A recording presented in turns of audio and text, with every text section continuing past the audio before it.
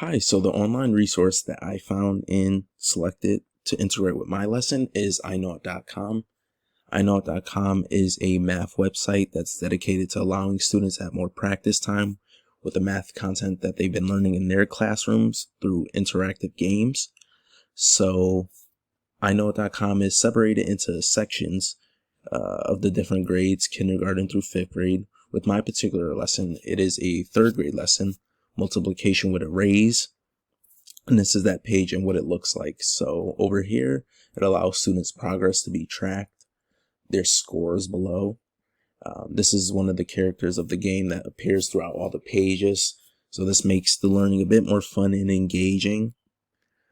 There's a hint box over here that allows students to have more help if they are struggling with a particular question.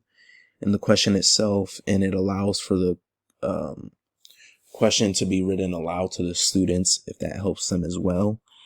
So it has a few different type of questions. This is a fill in the blank, and it also has multiple choice questions as well. So it shows students the different types of questions you can face when doing multiplication with arrays, which I like.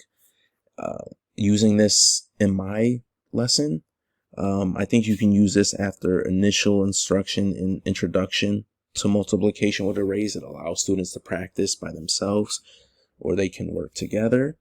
They can also use this at home to have more practice time.